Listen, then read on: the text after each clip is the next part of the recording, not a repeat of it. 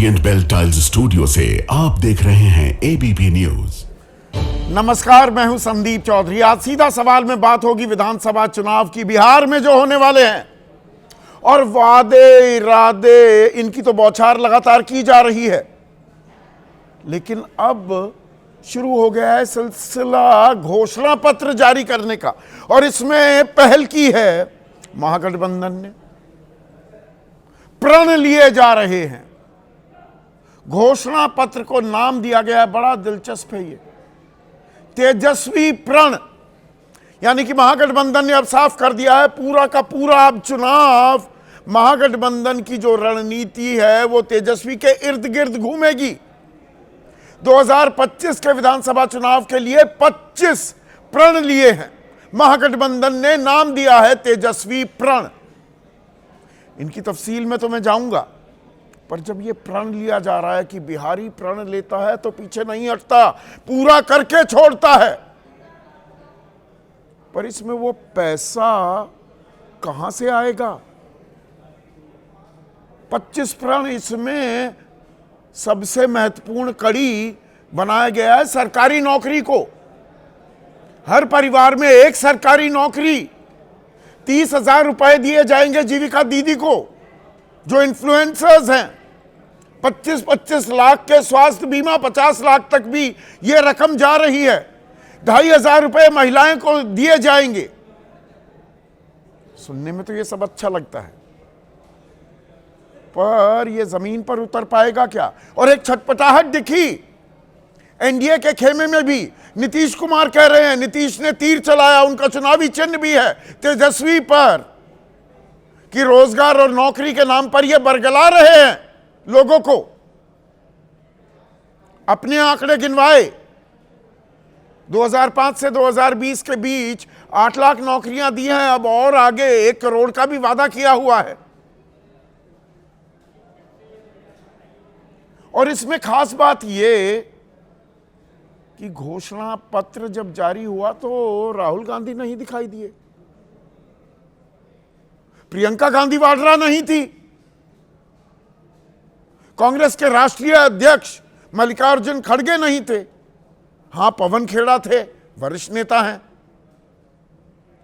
और इसमें सबसे बड़ी तस्वीर तेजस्वी की। अब रविशंकर प्रसाद वरिष्ठ नेता हैं, केंद्रीय मंत्री रह चुके हैं बीजेपी के, वो कह रहे हैं कि देखिए इसमें तो किसी और की तस्वीर है ही नहीं, राहुल गांधी हैं ही नहीं, हैं वैसे पर हैं छोटे। तो अब इस घोषणा को लेकर, और ये पहली बार हो रहा है, कोई आदमी, एक आदमी के नाम पर प्रण लिया जा रहा है। एनडीए करता रहा है, बीजेपी करती रही है, मोदी की गारंटी दी जाती है, प्रण तो लिया जा रहा है। तो इससे बिहार का रण कहां जा रहा है, यह अहम सवाल बन जाता है। और हमलावर हो रहा है एनडीए गठबंधन भी, तेजस्वी को निशाना साध रहे हैं, तो एक बड़ा इंपॉर्टेंट फैक्टर हो जाते हैं, ये किसके पक्ष में जाएगा? तेजस्वी केंद्रित हो रहा है क्या चुनाव, या इतने बड़े वादे कर दिए, इन वादों का प्रण लेते हुए तेजस्वी के साथ राहुल गांधी नहीं दिखना चाह रहे थे? आपकी राय क्या है? आपके सुझाव और आपके सवाल, जो अब सीधा सवाल के अहम हिस्सा बन चुके हैं, उनका रहेगा इंतजार। तो अब बिहार में वादे इरादों की बौछार के बाद, उस आंधी के बाद घोषणा पत्र जारी करने का सिलसिला भी शुरू हो गया है। और इसमें लीड ली है महागठबंधन ने। और यह घोषणा पत्र बड़े दिलचस्प, बड़े रोचक और बड़े अलग, नायाब, जुदा से अंदाज में पेश किया गया। देख रहे हैं आप तस्वीरों में तेजस्वी यादव, यही वो कॉपी है मैनिफेस्टो की। और इसके अंदर क्या है? बिहार का तेजस्वी प्रण, संपूर्ण बिहार का संपूर्ण परिवर्तन, तेजस्वी प्रतिज्ञा, तेजस्वी प्रण। अब इसे आत्ममुग्धता की पराकाष्ठा कहेंगे, तेजस्वी सेंट्रल फिगर है, या दरअसल एक सोची समझी रणनीति के तहत महागठबंधन ने अब तय कर लिया है कि तेजस्वी के इर्द गिर्द ही पूरा चुनाव, पूरा ताना बाना, पूरी रणनीति का खाका रचा जाएगा। और इसमें दिलचस्प बात क्या है वो तस्वीरें फिर से दिखाइए, पीसीआर, जब तेजस्वी इस घोषणा पत्र को जारी कर रहे हैं। तो आप पवन खेड़ा को देख सकते हैं, आप दीपांकर भट्टाचार्य को देख सकते हैं। राहुल गांधी नहीं है, प्रियंका गांधी वाड्रा नहीं है, मल्लिकार्जुन खड़गे नहीं है। तो अभी भी कुछ खटपट चल रही है, वो फ्रेंडली फाइट इसीलिए अभी खत्म नहीं हुई है क्या? अब रविशंकर प्रसाद कह रहे हैं कि ये महागठबंधन का प्रण नहीं है, तो तेजस्वी का प्रण है। किसी की तस्वीर ही नहीं है, राहुल गांधी तो पहले से ही गायब हैं। अब तस्वीर तो है रवि बाबू, पर हां छोटी तस्वीर है, मतलब राहुल गांधी को नन्हा सा बना दिया है और तेजस्वी का पूरा फुल ब्लोन पोस्टर है। अब राहुल गांधी कहां हैं, तफसील में मैं जाऊंगा घोषणा पत्र के, पर राहुल गांधी कहां हैं, क्यों नहीं आए?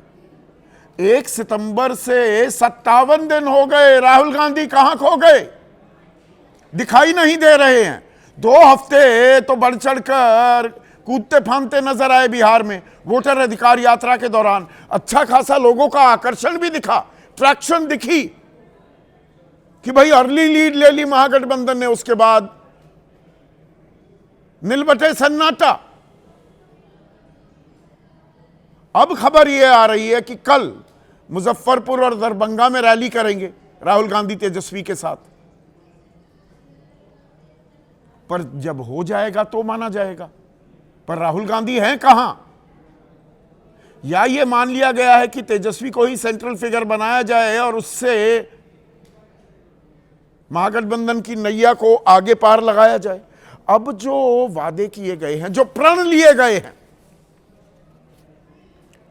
इन्हें जारी करते वक्त तेजस्वी ने क्या बयान दिया? तेजस्वी कह रहे हैं एक एक घोषणा दिल से लिया प्रण है, प्राण झोंक कर भी प्रण पूरा करेंगे। हर वर्ग के लिए चर्चा कर घोषणा पत्र तैयार किया और इसमें खास तवज्जो वो काठ की आंधी फिर से चढ़ाने की कोशिश की है क्या? तेजस्वी ने रोजगार को, नौकरी को बहुत बड़ा मुद्दा बनाया है। इसकी घोषणा तो पहले हो गई थी बाकायदा, अब घोषणा पत्र में इस प्रण में जगह दी गई है कि हर घर में एक सरकारी नौकरी को लेकर अधिनियम बनाएंगे। 20 महीने में यह काम लागू कर देंगे, हर घर में नौकरी दे देंगे। उसके साथ साथ जो कम्युनिटी मोबिलाइजर्स हैं, जीविका दीदी, उनकी हेड जो हैं अलग अलग क्लस्टर्स की, 30,000 रुपए महीना वेतन दिया जाएगा। यह भी पहले कहा गया था। 25 लाख रुपए का स्वास्थ्य बीमा, 50 लाख रुपए तक चला जाएगा पंचायत प्रतिनिधियों के लिए। 2,500 रुपए दिए जाएंगे माई बहन योजना के तहत महिलाओं को, 2,500 रुपए। अब इन सब में छोटा मोटा खर्चा आएगा। जीविका दीदी मोबिलाइजर्स के लिए 7,200 करोड़ सालाना। फ्री बिजली की भी बात की जा रही है, 200 यूनिट तक 6,000 करोड़ रुपए लगेंगे। माई बहन योजना में 33,000 करोड़ रुपए लगेंगे। तो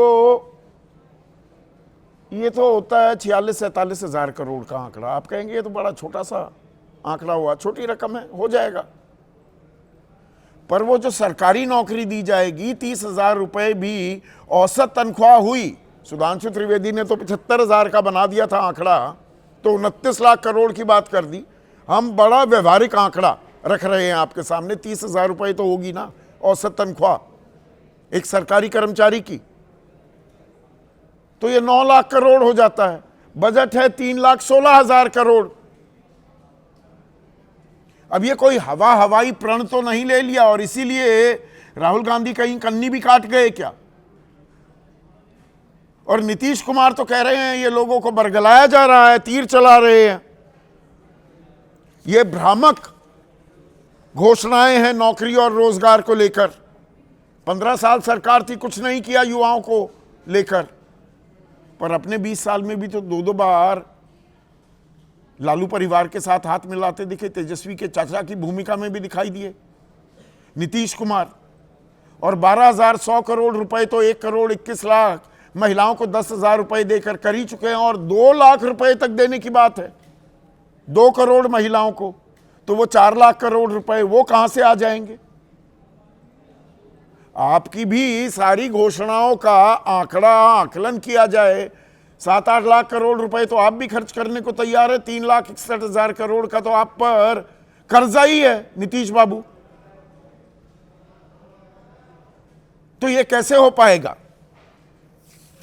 पर धर्मेंद्र प्रधान कह रहे हैं महागठबंधन पर किसी को भरोसा नहीं है। तेजस्वी हार की घबराहट में भ्रम फैला रहे हैं। तो क्या अब घोषणाओं को लेकर असहजता दोनों ही तरफ हो रही है? 10,000 रुपए महिलाओं को देने की काट सरकारी नौकरी में खोजी है तेजस्वी यादव ने, और ये जो 25 प्रण हैं लगभग सभी को साधने की कोशिश की गई है। सरकारी नौकरी, जीविका दीदी, संविदा कर्मी और आउटसोर्स कर्मचारी ये स्थायी कर दिए जाएंगे। इनकी बड़ी तादाद है। सुरक्षा पेंशन 1,500 रुपए दी जाएगी। कर्ज वसूली के लिए महिलाओं की प्रताड़ना रोकी जाएगी। अब वो खबरें आ रही हैं कि 10,000 रुपए जैसे ही महिलाओं के खाते में फटाफट खटाखट गिरने लगे तो वो लठैत आ गए कर्ज देने वाली कंपनियों के कि हमारे पैसे लौटाओ, वो पैसे जो ले रखे थे। अब शिक्षकों, स्वास्थ्य कर्मियों के ट्रांसफर पर भी एक अलग नीति आएगी।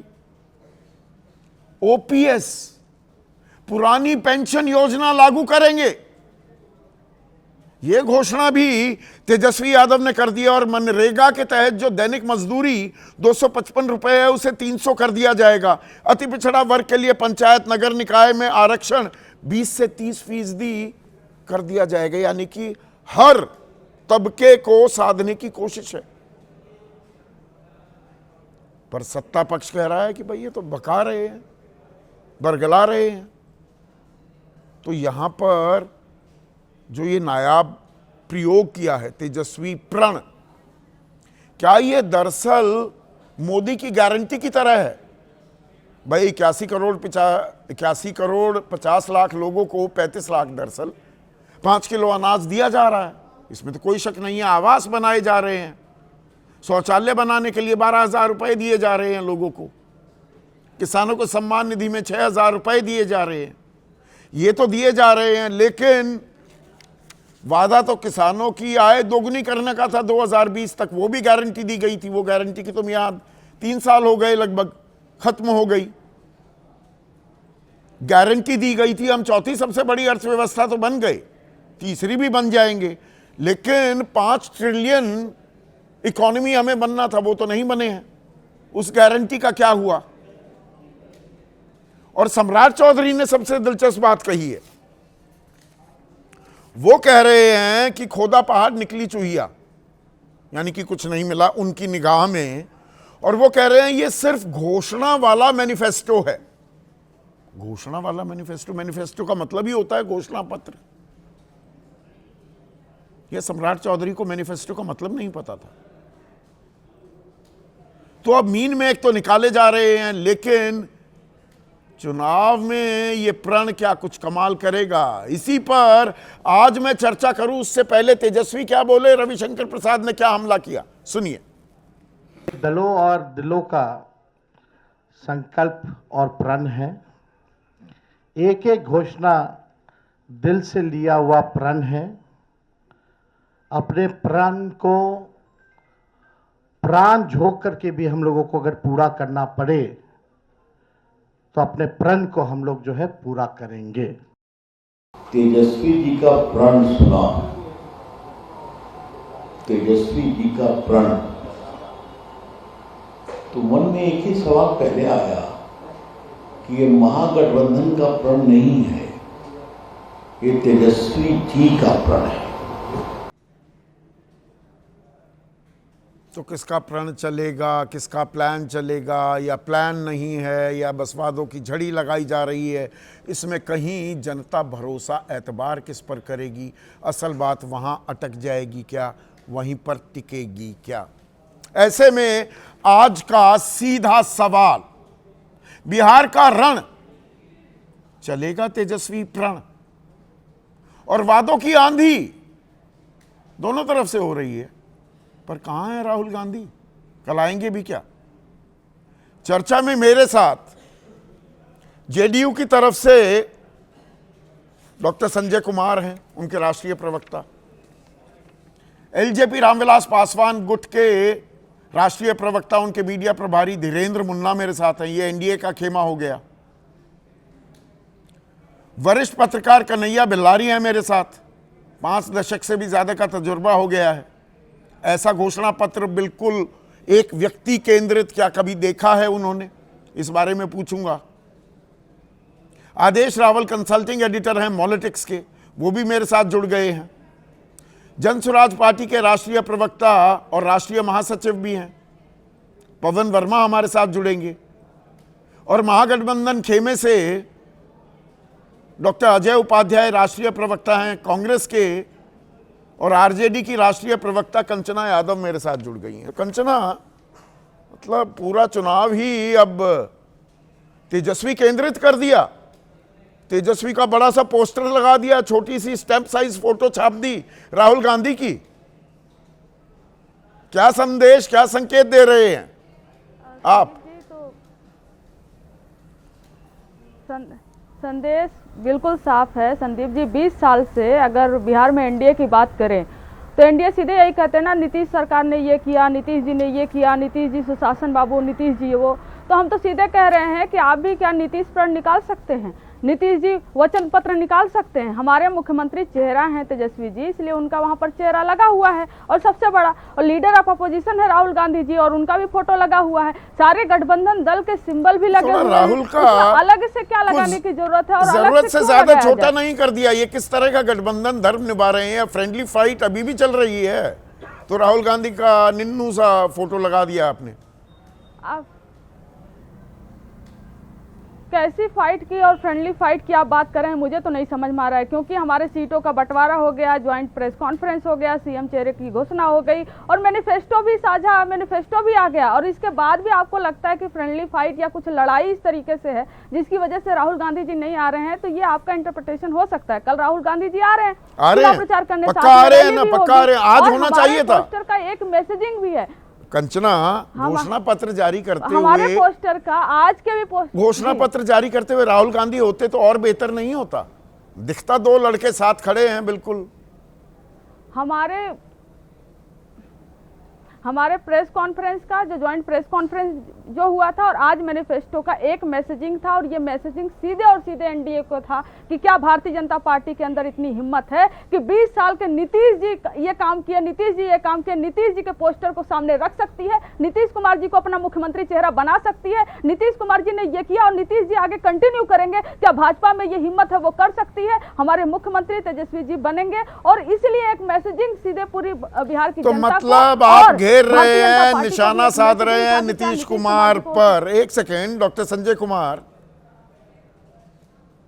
एनडीए इस तरह का घोषणा पत्र ला सकता है? नीतीश प्रण, भाई नीतीश आपके चेहरा हैं, आप ये बताते नहीं थकते। हालांकि प्रधानमंत्री नरेंद्र मोदी और अमित शाह के मुख से ये बातें नहीं आई हैं, वो तो विधायक दल चुनेंगे जी, अपना नेता वो नेता चुनेंगे, मुख्यमंत्री वगैरह वगैरह कई बार कह चुके हैं। नीतीश प्रण ला सकते हैं? चुनौती दी जा रही है आपको आरजेडी की तरफ से। मतलब कोई ऐसा है संदीप भाई कि घोषणा पत्र में हमें कंपटीशन नहीं दिखाना है, क्योंकि इनका जो घोषणा पत्र है वो अगर हम 2 भाग में देखें, नियत और नीति पे, तो नियत ये है कि बिल्कुल सेंट्रलाइज दिखाना है अपने आप को। ये तो 1 महीना 1.5 महीना पहले से अपने आप को स्वघोषित चीफ मिनिस्टर कैंडिडेट जो है घोषित किए हुए हैं, और ये इनके डीएनए में है कि अपने आप को सेंट्रलाइज, सब कुछ में सेंट्रलाइज दिखाना है। ने बाकायदा प्रेस तरीके से कॉन्फ्रेंस करके कह तो दिया। आप कभी अब चिराग पासवान से कहलवा रहे हैं, या कहीं राजीव प्रताप रूडी बोल रहे हैं, या कभी कोई स्वामी प्रसाद मौर्य बोल कह रहे हैं कि हम नीतीश जी के, केशव प्रसाद मौर्य बोल रहे हैं। नहीं, प्रधानमंत्री मोदी क्यों नहीं बोल रहे? वो कह रहे हैं अब की बार फिर एनडीए सरकार, नीतीश सरकार क्यों नहीं बोल रहे? और नीतीश प्रण ले आएंगे क्या? अभी वो सवाल तो बना हुआ है ना। मैंने एक दिन और आपके नहीं तो सवाल आज घोषणा पत्र देखिए, ये जो सीएम फेस पे बात करनी है अगर, है ना। तो इस पे मैं आपके शो में ही पहले कह चुका हूं, अमित शाह जी ने जो सारण में अपना भाषण दिया था, मैं शायद आपके शो ही पे कहा था, सारण में जो अपना भाषण दिया था उसने यही कहा, उन्होंने यही कहा था श्री अमित शाह जी ने कि बिहार जो है वो नीतीश जी और मोदी जी के हाथ में ही सुरक्षित रहेगा। नेतृत्व की बात है ना, मुख्यमंत्री चेहरा है कि नहीं कहा है? जा रहा है कि हम नेतृत्व में लड़ रहे हैं। हमारे मुख्यमंत्री चेहरा हमारे क्यों नहीं बता कार्यकारी देते? अध्यक्ष ने अपने भाषण में कहा एक घोषणा पत्र जारी कीजिए ना, सब बातों पे विराम लगा दीजिए कि कौन बरगला रहा है कौन नहीं। आप एक नीतीश प्रण ले आइए। घोषणा पत्र हमारा भी आने वाला है, हमारा भी घोषणा पत्र आने वाला है, लेकिन हमारे घोषणा पत्र में भी जैसे तेजस्वी का चेहरा सबसे बड़ा है, वैसे ही सबसे बड़ा चेहरा नीतीश कुमार का होगा। डॉक्टर साहब दिया गया ना थोड़ा थोड़ा, नहीं, बाकियों को आप भी छिपाएंगे या बराबर, क्योंकि सबको बराबर रखेंगे या नीतीश का चेहरा सबसे बड़ा होगा? वो आप देख लीजिएगा, जब हमारा घोषणा पत्र आएगा वो भी आप देख लीजिएगा। लेकिन मैं ये कहना चाह रहा हूं कि जो भी होगा डेमोक्रेटिक तरीके से होगा। अच्छा, यहाँ डेमोक्रेसी नहीं हो रही? तेजस्वी जी जिस तरीके से अपना प्रचार प्रसार खुद का कर रहे, क्या नहीं हो रही? यहाँ पे कोई लोकतांत्रिक तरीका नहीं है, वो तो सबने हाँ बिल्कुल, मतलब खिसियाट बिता रहे हैं क्या? अभी तक पूछ रहे थे कौन है चेहरा, अपना चेहरा नहीं बता रहे थे, अब नहीं बता पा रहे आपका चेहरा कौन है। उसको कोई बैकअप, उनके प्रोमिसेस को कोई बैकअप नहीं कर पा रहा है। कह रहे हैं हमारे एक्सपर्ट्स इस पे काम किए हैं। ये वैलिड पॉइंट है। अब इसी पे आता हूं, एक सेकंड। अब कंचना यादव को लेकर आइए। कंचना, राहुल गांधी इसलिए तो नहीं आए। एक मिनट संजय भाई, हो गया, अब कंचना को बोलने दीजिए ना प्लीज। भाई कंचना को ले लो पीसीआर। हाँ, ये राहुल गांधी आज इसलिए तो नहीं आए कि ये पैसा आएगा कहां से। 7,200 करोड़ जीविका दीदी मोबिलाइजर इसमें लग जाएंगे। माई बहन योजना में 33,000 करोड़ रुपए लग जाएंगे। 9 लाख करोड़ तो हर घर में एक सरकारी नौकरी देने में लगेंगे ही। पर 9 लाख करोड़ को अभी मैं छोड़ दूं, ये 46,000 करोड़ ही अतिरिक्त बाहर पड़ेगा। आपका अपना राजस्व 59,000 करोड़ ही है। गलत आंकड़े तो नहीं दे रहा हूं कंचना? राहुल गांधी जी राहुल गांधी जी उन नेताओं में से एक हैं जो सामाजिक न्याय पे भरोसा करते हैं। उन नेताओं में से एक हैं जो चाहते हैं कि बिहार जो सबसे पिछड़ा राज्य है उसमें आगे आए। और जहां तक बात पैसे की है, ये पॉसिबल है हर घर सरकारी नौकरी, ये बहुत छोटा उदाहरण होगा क्योंकि सिक्किम की पॉपुलेशन 7 या 8 लाख होगी पॉपुलेशन। वहां पर हर घर सरकारी नौकरी की योजना चल रही है। और जब एक छोटे से राज्य में जहां रेवेन्यू के कम सोर्सेस होते हैं, इनकम कहां से आएगा, वहां पर हर घर सरकारी नौकरी हो सकती है। तो बिहार के लिए ऐसा क्यों नहीं सोचा जा सकता और बिहार में ऐसा क्यों नहीं किया जा सकता? और राहुल गांधी जी रोड मैप नहीं दिखा रहे हैं। लगता है कि एक झुंझुना थमा रहे हैं क्या बिहार की जनता के हाथ में? रोड मैप, वो एक्शन प्लान कैसे होगा, कितनी नौकरियां किस सेक्टर में निकालेंगे, किस किस विभाग में कितनी वैकेंसी हैं, वो तो सामने आना चाहिए कि नहीं कंचना? रोड मैप भी आ जाएगा, क्लैरिटी भी आ जाएगी सबको, और पैसे कहां से आएंगे यह भी आ जाएगा सबके सामने। अगर बिहार के विकास के लिए इतने पैसे की जरूरत होगी और लगेगी तो वो भी लगेगी चाहे जहां से आएगा। संदीप जी, बिहार को ये कहते हैं ना, हम तो कभी नहीं गाली दिए कि हमें किस तरह का बिहार मिला था। आपने 20 साल तक गाली दिया कि हमें कुछ नहीं मिला था, इतना कम बजट था, हमने इतने से इतना गुना बजट बढ़ा दिया। आप इतना गुना बजट बढ़ा सकते हैं बिहार का, तो हम क्यों नहीं बढ़ा सकते? जब हम पावर में आएंगे तो हम क्यों नहीं सरकारी नौकरी दे सकते हैं? इतना बड़ा स्टेट होने के नाते, रेवेन्यू जनरेशन के तमाम सोर्सेस होने के नाते, और सिक्किम दे सकता है, हम नहीं दे सकते। आप गुजरात में फैक्ट्री की बात करते हैं, आप गुजरात में जो स्पेशल इकोनॉमिक जोन की बात करते हैं, और बिहार में आकर आप कहेंगे रील से भी रोजगार पैदा होता है।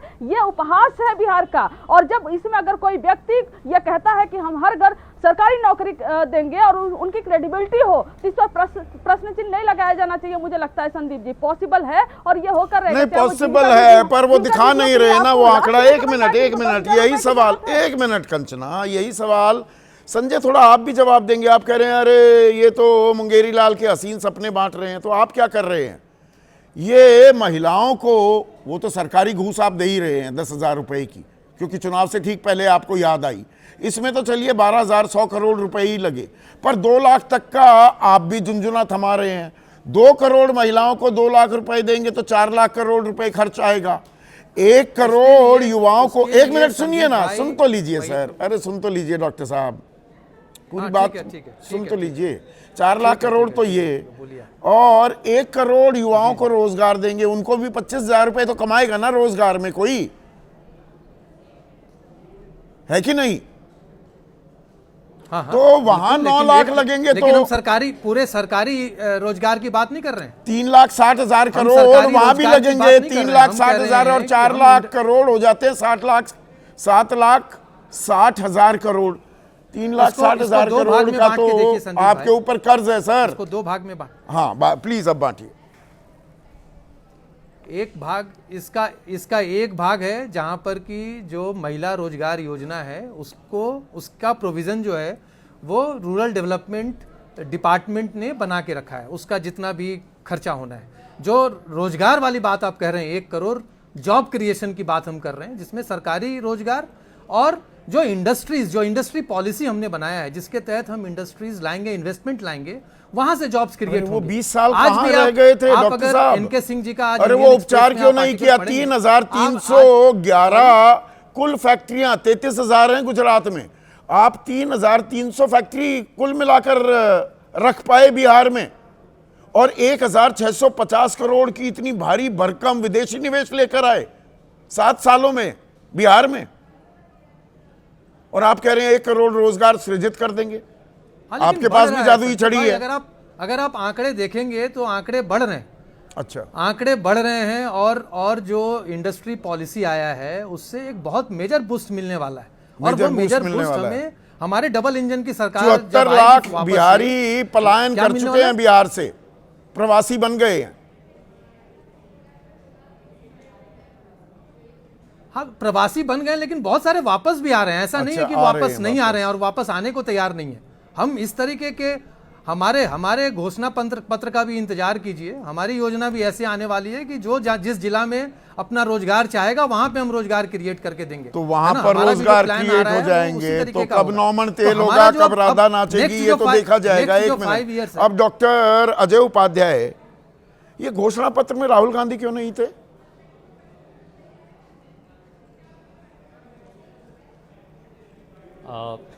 संदीप जी, पहली बात कि राहुल गांधी जी नहीं थे। राहुल गांधी जी का फोटो छोटा है, हाथ छाप उस पूरे में कैसे पहले क्यों आ गया, लालटेन क्यों बाद में उस सिंबल में है, ये सब कोई मुद्दा नहीं है। मुद्दा है कि घोषणा पत्र आज जारी हुई, और ये घोषणा पत्र एक तरह से प्रण पत्र है। बेरोजगार नौजवानों को कैसे रोजगार बिहार में मिलेगा, उसके लिए हमने प्रण किया, और ये साझा घोषणा पत्र है। सभी दलों के नेता हमारे वहां भाई उपस्थित राहुल थे। गांधी होते, अब किस बताया तरह से जा रहा है स्वास्थ्य कल और आएंगे। शिक्षा जो अब वो बदहाल कल का बिहार भी में मैं 20 इंतजार सालों में करूंगा किया। कि मुजफ्फरपुर दरभंगा में वो रैली करने वाले हैं, तो आज आ जाते जरूर, तो जरूर। इस प्रण पर और पक्की मोहर लग जाती, सील लग जाती। नहीं, हमारे सभी नेता वहां उपस्थित थे। कल से लगातार राहुल गांधी जी शुरुआत कर रहे हैं, और प्रचार के अंत तक, जिस दिन प्रचार खत्म हो रहा है तब तक लगातार बिहार के विभिन्न हिस्सों में 57 दिन हो तेजस्वी गए, जी और राहुल जी दोनों राहुल प्रचार गांधी साथ साथ कहां करेंगे। खो गए? सभी गठबंधन के साथी कहां खो गए थे ये 57 दिन में? कहीं खोए नहीं है। आपने देखा राहुल गांधी जी लगातार दिल्ली के मजदूरों के साथ, किसान वर्ग के साथ, नौजवानों के साथ किसी न किसी रूप में चर्चा, कभी रायबरेली जाकर दलित के समस्याओं के समाधान के लिए, कभी दिल्ली के विभिन्न वर्गों के साथ मिलकर के उनके समस्याओं के निदान के लिए काम कर रहे हैं। और जो मैसेज और जो पॉलिटिक्स बिहार में हो रही है सब देख रहे हैं। उन्होंने जो एक वोट चोरी का एक आगाज किया, उस पर पूरा बिहार तैयार है। कल से राहुल जी और तेजस्वी मैं देख रहा था इस साल के उनके बिहार जो में उस मैसेज को ले जाने का काम इस साल के जो उनके कार्यक्रम है ना, कितनी बार वो बिहार आए, बिहार में राहुल गांधी, वो 18 जनवरी को बिहार में थे, 5 फरवरी को थे, मार्च में नहीं आए, 8 अप्रैल को थे, 15 मई को, 6 जून को, 9 जुलाई को, और 17 अगस्त से 1 सितंबर तक। ये 1.5 महीना आए ही नहीं। बाकी दिन में, बाकी पूरे साल आते रहे बिहार। जब चुनाव आया तब बिहार से गायब हो गए। फ्रेंडली फाइट अभी भी चल रही है। संदीप जी, हम फ्रेंडली हैं, फाइट की जरूरत नहीं है। हम लोग आपस में प्रेम के साथ ही ये घोषणा पत्र जारी की है। और आपने अच्छा कहा कि राहुल गांधी जी सिर्फ चुनाव के वक्त सिर्फ नहीं आते, वो अन्य समय में भी आते हैं। मोदी जी बिहार में सिर्फ चुनाव के वक्त, अमित शाह जी सिर्फ चुनाव के वक्त और आकर के लंबी लंबी सिर्फ घोषणाएं करते हैं। प्रचार बाकायदा शुरू कर दिया, बिहार के गांव में प्रधानमंत्री ने रैलियां कर ली हैं। नीतीश कुमार तो बहुत दिनों से रैली कर रहे हैं, पहले 3 दिन के लिए आए, फिर आ गए। अमित शाह, उनका पूरा प्रचार चल रहा है। आप कल श्री गणेश करेंगे, वो भी देखना है कैसा श्री गणेश होता है। संदीप जी, प्रधानमंत्री जी, अमित शाह जी लाख कर ले चतुराई, इस बार बिहार के लोग नहीं देंगे उनको सत्ता की मलाई। बिहार के लोगों को जो दिक्कत हुई है, जिस तरह से अपराध बढ़ा है, जिस तरह से वहां पे झूठे वादे प्रधानमंत्री जी कई बार आकर कर चुके हैं, जितनी बार वो आ रहे हैं उतनी बार सीट कम हो रही है, क्योंकि उनके पुराने वादों को भी हम सब याद कर रहे हैं कि क्या हुआ वो वादा जिसमें 1.25 लाख करोड़ रुपए का, विशेष राज्य के दर्जे का, नौकरी देने का, ये सारे वादे वहां पे लोग देख रहे हैं। जहां तक बात प्रदेश की हालत है, नीतीश कुमार जी, अभी हमारे साथी प्रवक्ता बोल रहे थे संजय जी, कि हमारी सेंट्रलाइज्ड पूरी है हमारी नीयत, वाकई सेंट्रलाइज्ड है। प्रवासी बिहारियों को का कैसे कल्याण हो उसके लिए हमने घोषणा पत्र निकाली है, कैसे महिलाओं का सशक्तिकरण हो उसके लिए घोषणा पत्र निकाली है। वो तो सबके लिए कुछ कुछ दे दिया, वो दे पाएंगे या नहीं, दरअसल दिक्कत तो वहां है। 1 मिनट धीरेन्द्र मुन्ना, ये समझाइए ये इतनी हड़बड़ाहट से क्यों हुई? अगर इनका एक घोषणा पत्र आया, वो तेजस्वी प्रण है या जो भी उसका नाम है, आप अपना घोषणा पत्र लाइए ना, उससे बेहतर लाइए। अरे ये तो बरगला रहे हैं, ये तो झूठ बोल रहे हैं नौकरी और रोजगार को लेकर। आपने तो बड़ा सच बोला है नौकरी रोजगार को लेकर। आज तक 2 करोड़ नौकरियां मिलने वाली थी, 11 साल हो गए, 22 करोड़ को तो नौकरी मिल गई कि नहीं? मैंने कब कहा संदीप जी कि इनकी घोषणा पत्र जो है वो खराब है? नहीं, आपने नहीं कहा, एनडीए ने तो कहा ना। वो सम्राट चौधरी तो कह रहे हैं ये सिर्फ घोषणा वाला मैनिफेस्टो है। मतलब मैनिफेस्टो में घोषणा ही तो होती है, और क्या होता है? बिल्कुल वही होता है। मैं कह रहा हूं कि हर एक पार्टियों का घोषणा पत्र अच्छा ही होता है, लेकिन देखिए कि जो हम लोग 2005 से लेकर के 2020 तक करते आ रहे हैं, उन्हीं सब चीजों में इन्होंने राशि बढ़ा देने का काम किया है। इसमें नयापन क्या है मुझे ये समझ में नहीं आया। चीज बिल्कुल जो हमारी सरकार कर रही है, किसानों को हर खेत में पानी देने का, बिजली देने का, इंफ्रास्ट्रक्चर के लिए एमएसपी की गारंटी दी है। एपीएमसी भी हट गया बिहार में तो किसानों का ऐसा सत्यानाश हुआ है। वो जो प्रावधान था वो भी हट गया एपीएमसी का। 42,000 रुपए प्रति साल औसत आय है बिहार में एक किसान की, 3,500 रुपए। आज एमएसपी देते हैं क्या? एमएसपी तो आप दे ही नहीं सकते। आज सुनिए तो सही, मैं घोषणा पत्र भी सुन रहा था, हाँ। आदरणीय तेजस्वी यादव जी के प्रेस कॉन्फ्रेंस को भी सुन रहा था। उन्होंने कहा कि फूड प्रोसेसिंग में मुझे काम करना, या तो सरकारी चीजों को समझते हुए, और जरूर समझते होंगे, डिप्टी सीएम रहे हैं, लेकिन हमारे आदरणीय चिराग पासवान जी के डिपार्टमेंट में जो 1 लाख करोड़ के एमओयू साइन हुए, जिसमें 30,000 करोड़ रुपए सिर्फ बिहार में निवेश होने हैं, उसकी बातों को वो चर्चा नहीं करते हैं। या एमओयू को आप बड़ी गंभीरता से लेते हैं लगता है धीरेन्द्र मुन्ना भाई। ये एमओयू 4 लाख का एमओयू हो गया, करोड़ का, 5 लाख का हो गया, जमीन पर उतरता 4,000 करोड़ भी नहीं आते। अभी तो 3,000 करोड़ का तो उतर चुका, हाजीपुर में मात्र एक जिले में। आप कैसे जैसे 2019 से 2025 तक विदेशी निवेश के नाम पर 1,650 करोड़ रुपए आए, बहुत बड़ी रकम आई है। रकम नहीं है, उसके पहले का इंफ्रास्ट्रक्चर बनाने में आप देखिए कि 3 टर्म में एनडीए की सरकार ने लगातार आधारभूत संरचनाओं का निर्माण किया, और जब हम लोग उसी चीजों को आगे बढ़ा रहे हैं तो 10,000 हमने किया तो ये कह रहे हैं कि मैं 30,000 कर दूंगा। अरे भाई, राशि बढ़ाना है, जो भी आपको संकल्प लेना है आप संकल्प लेके करिए, लेकिन चीजें हमने शुरुआत कर दी है और इसी भरोसे पे सरकार लगा। 10,000 रुपए देने की याद 26 सितंबर को ही आई, पहली किस्त 75 लाख महिलाओं को 26 सितंबर। 6 अक्टूबर को चुनावी घोषणा हो गई, और जिस दिन चुनावी घोषणा हुई उसी दिन सुबह 50 लाख को और बांट दिया आपने, 10,000 रुपए, 25 लाख को और बांट दिए 10,000 रुपए। क्या स्वावलंबी महिलाओं को बनाना गलत बात है संदीप जी? नहीं, मैं कुछ और पूछ रहा हूँ। ना, आप इतने नादान, इतने मासूम थोड़ा है मुन्ना भाई। आप बहुत परिपक्व राजनेता हैं।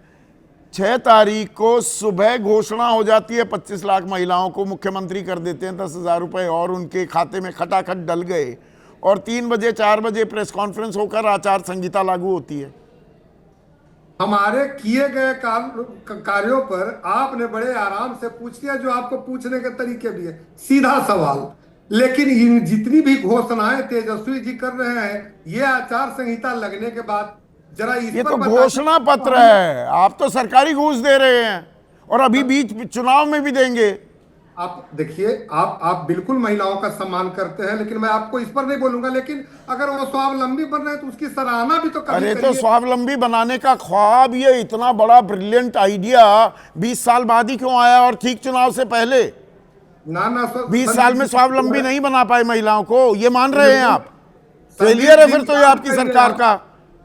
आपकी अरदास बहुत अच्छी है, आप भूले भी नहीं है। 2005 से ही संदीप जी हम लोग महिलाओं को स्वावलंबी बनाने के लिए आगे कदम उठाए हुए हैं, और लगातार यही नतीजा है कि आधी आबादी बिहार की एनडीए की सरकार पर। तो 2 लाख रुपए तक देंगे। अब वादा तो ये था 94 लाख जो गरीब परिवार हैं, उस परिवार में सबको महिलाएं जो हैं वो 2-2 लाख रुपए तक दिए जाएंगे। तो उसी की तो पहली किस्त आई है ना। अच्छा, वो पैसे कहां से आएंगे? वो 4 लाख करोड़, 3,60,000 करोड़ का तो कर्ज है। इनसे पूछ रहे हो तो आप भी तो थोड़ा गणित समझा दीजिए। और 1 करोड़ युवाओं को रोजगार जो देंगे उसका तो आंकड़ा ही नहीं अभी पूछ रहा मैं। अच्छा, ये मुझे अच्छा लगता है कि मुझे भी आप जितना सीधा सवाल करते हैं उतना उधर से भी करते हैं। इस बात के लिए मैं आपकी प्रशंसा करता हूं, लेकिन कभी तो सरकार कोई अच्छा ही काम किया होगा। अच्छा, आप एक बार तो प्रशंसा करिए हमारी सरकार का। है ना, पीआर वाले आपके पास हैं, पीआर वालों से कराओ प्रशंसा, मुझसे उम्मीद ना रखना। महिलाओं के लिए जो अच्छा काम किया है, अच्छा काम है ये। ठीक चुनाव से पहले आप 10,000 रुपए दे रहे हैं, ये अच्छा काम है। पवन वर्मा, घोषणा पत्र आया है और प्रण की शक्ल में आया है, तेजस्वी प्रण लिया जा रहा है, कैसे देखते हैं आप?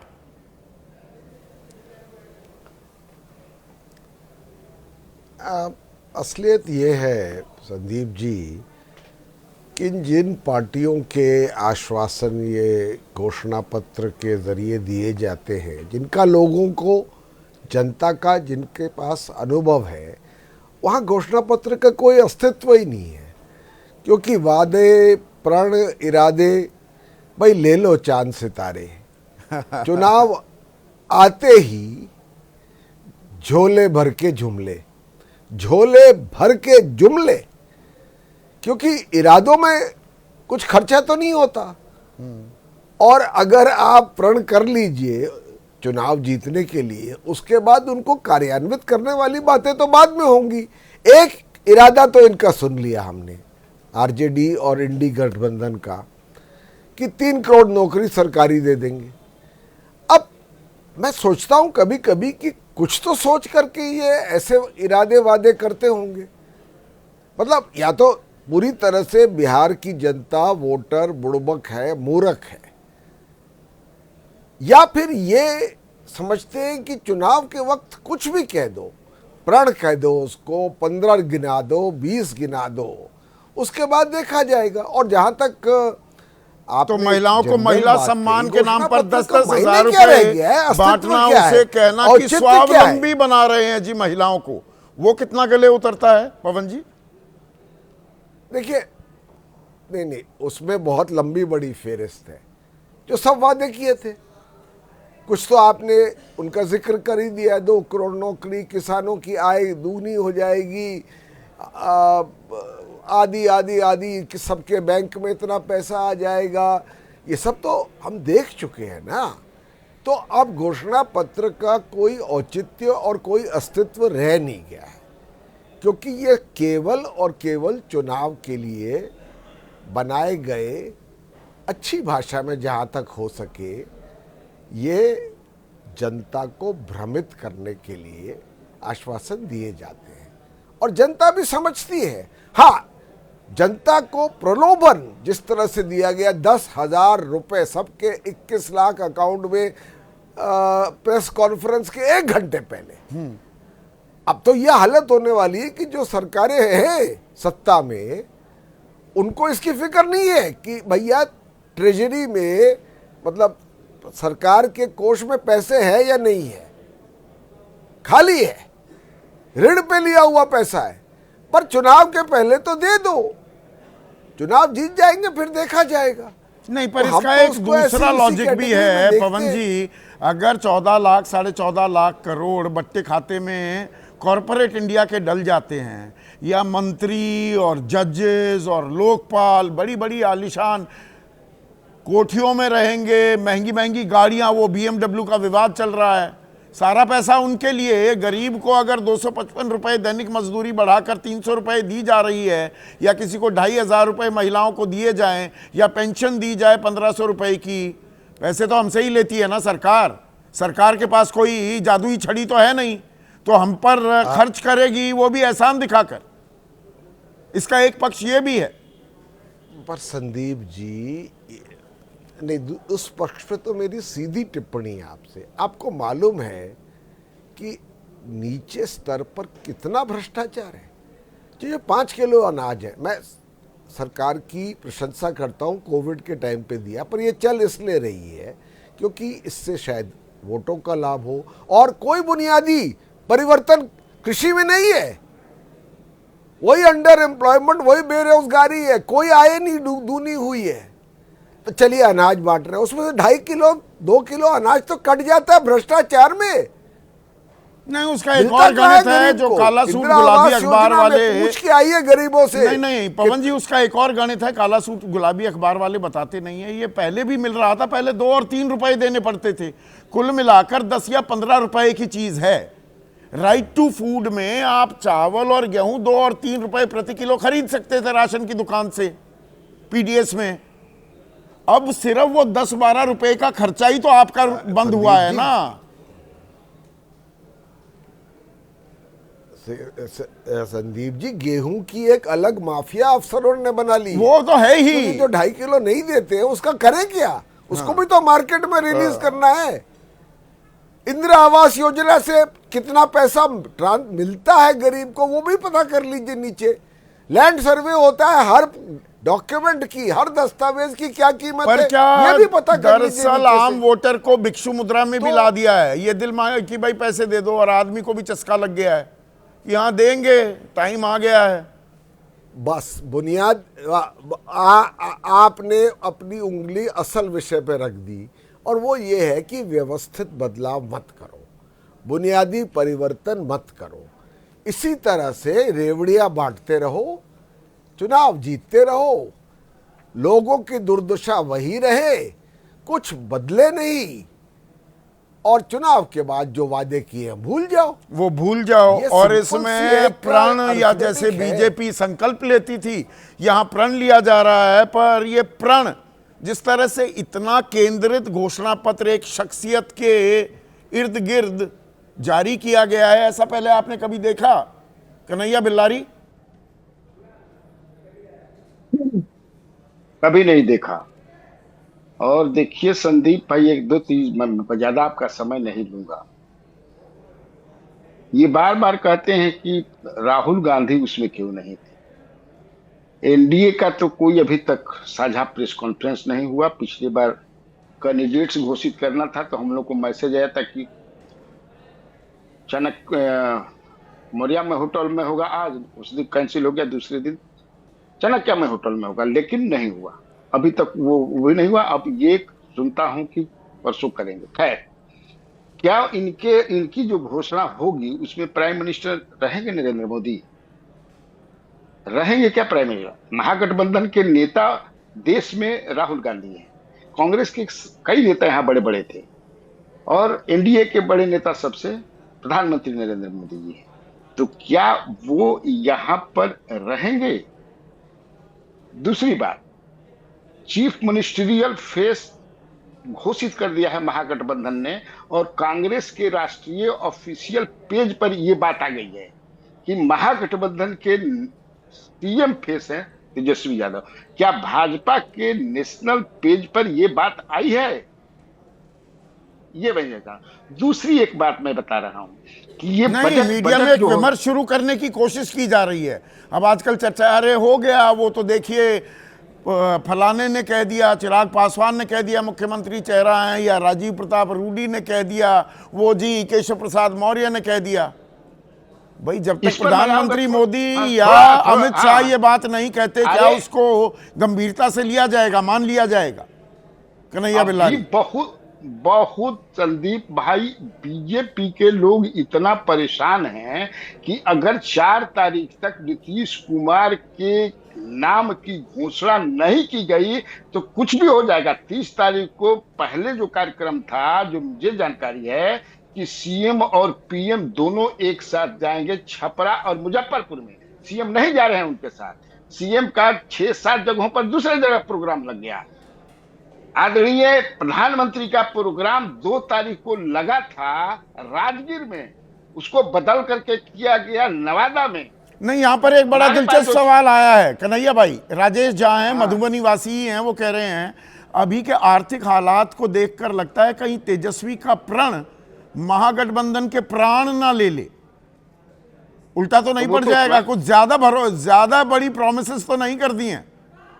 वो तो स्वयं कहे कि अगर प्राण भी चली जाएगी तो हम प्राण पूरा करेंगे, तो स्वयं तेजस्वी जाता है। तो मैं आपको बता रहा हूं अंदर की बात, ये बहुत परेशानी है। दूसरी बात एक हम समाप्त कर देंगे, ये बजट की बात होती है। हमको ये बताइए, आप तो इकोनॉमिक्स के बहुत, कि जब लालू यादव को कांग्रेस ने सत्ता दी थी उस समय बिहार का बजट कितना था? 3000 करोड़, 3500 करोड़, यही था ना। और जब इन्होंने दिया तब कितना था? 30-35 हजार करोड़, 10 गुना बढ़ा करके दिया था। ये आज 3 लाख करोड़ कहते हैं। कई गुना बढ़ा? 10 गुना। वो भी 10 गुना बढ़ा करके दिए थे इनको, ये भी 10 गुना बढ़ा करके अभी तक रखे हुए हैं। तो कौन सा बड़ा तीर मार दिए? नहीं, पर इसमें एतबार और भरोसे की भी बात है ना। किसके वादों की, किसके प्रण या संकल्प को ज्यादा गंभीरता से लेती है? असल हार जीत का फैसला उसी पर टिकेगा क्या कन्हैया भाई? ना वो तो अरे देखिए, आप वादों का तो चलेगा। आप मुगले आजम का आपने एक गीत जो है, ताज हुकूमत जिसका मजहब फिर उसका ईमान कहा, याद है ना? हाँ।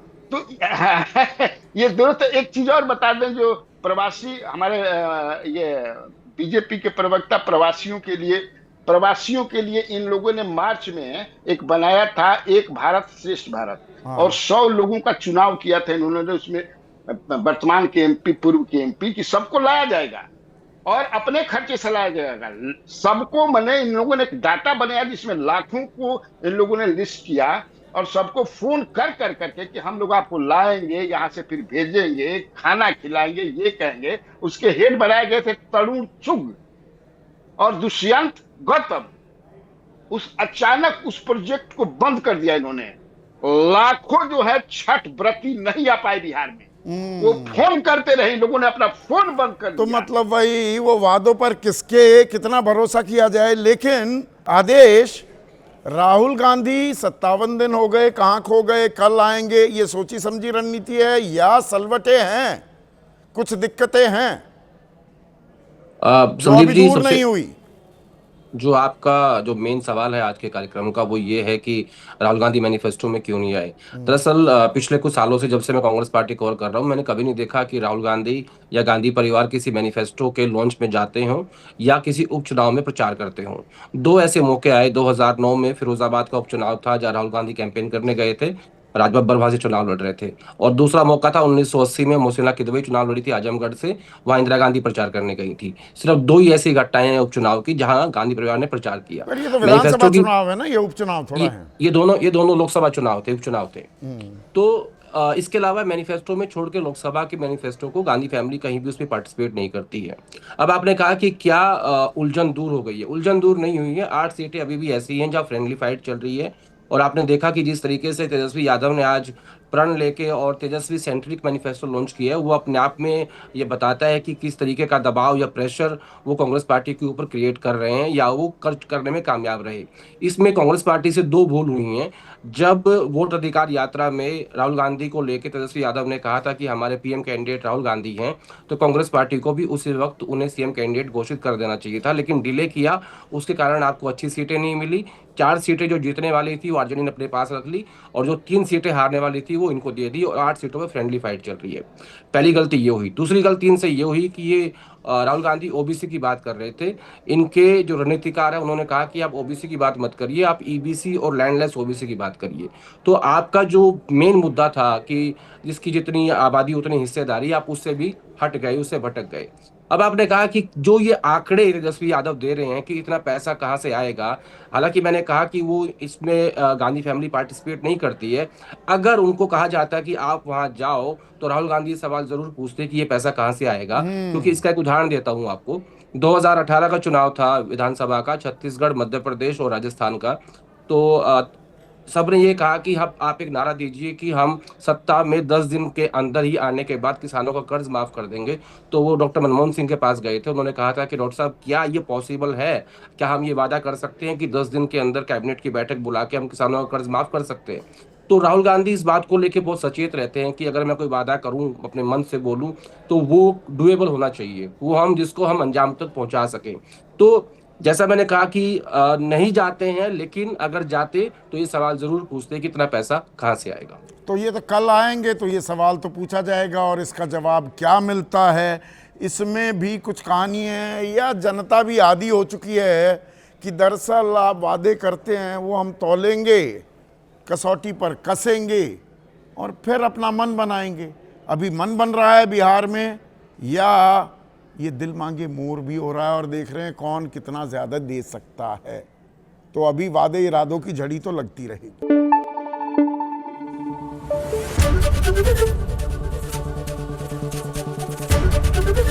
एबीपी न्यूज आपको रखे आगे।